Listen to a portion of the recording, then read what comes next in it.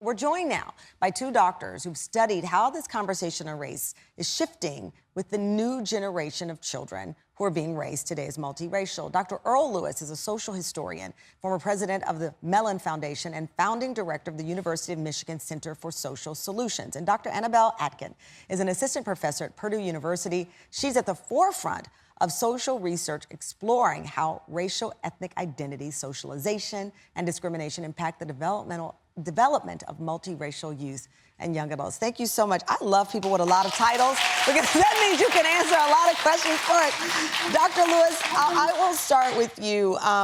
You've said, as some of our guests have mentioned today, that racial identity is about perception, and you've called it a compulsion that people have to ask, what are you? This racial guessing game that people think is harmless, but it fuels a problem.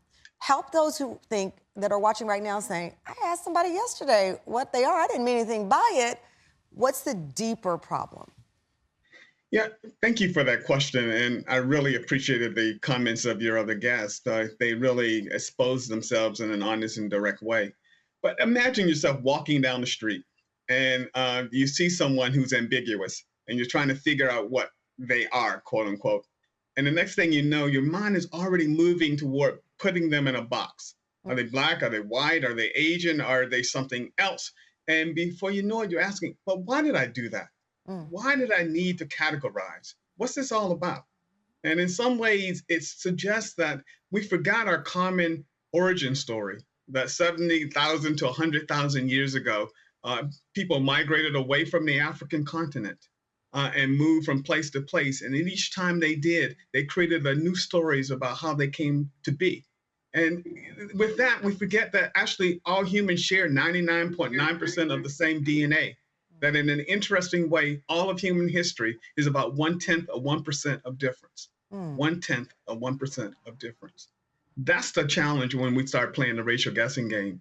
We forget, as I think it was Cole who started this out by saying, you know, when people ask me what I am, I say I'm human. Wow. We leave that to begin to actually then write a whole series of other scripts. And that can have profoundly deadly consequences, as we know in the United States, in an encounter with a Black youth and a police officer. Dr. Atkin, through your research, you've identified some positive types of socialization that will help people combat some of the challenges that young multiracial individuals are facing. And you have a way in which you think people can approach this in a healthy manner so it doesn't damage people. Yeah, so my research has shown that, one, talking to children about their multiple heritages, so having every member of the family involved in celebrating different traditions and exposing children to people and food from all of their cultures and really equally valuing all of those different backgrounds can help children to feel confident and feel that they understand their different identities. And second, teaching children to be proud, right? So teaching them that it's okay, it's good to be different, and that they should be proud of being multiracial. They don't have to identify as multiracial. There is no one right way for a multiracial person to identify, but give them the language, you know, explain you are multiracial, you're also all of these other different racial backgrounds, and you should be proud of that. Right. Dr. Lewis, you think we're getting better at this conversation because of the number of multiracial children? I even made sure in this show that my team didn't find people who were just Black and white. When you say multiracial, that means a lot of things. It is not a black and white conversation. I think we are getting better, but there's a lot of work yet to be done.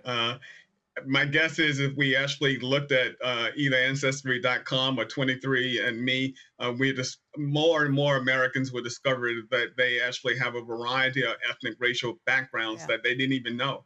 And how we open up that conversation, I think in the end will be key to us actually achieving some level of racial healing in this country. That's why I love you saying that, because I think that's why we all buy these kits and we search our backgrounds, because we are curious and we want to share that with each other. And that's why I celebrate the notion of not being colorblind. I don't like when people say they don't see color, because I want to see everything that you are. I want to see every religion that's formed you, every ounce of blood from wherever your ancestors are formed that formed you, because I think that builds respect, and we don't hide in shadows. But thank you both for the study, the research, and what you're doing to forward this conversation.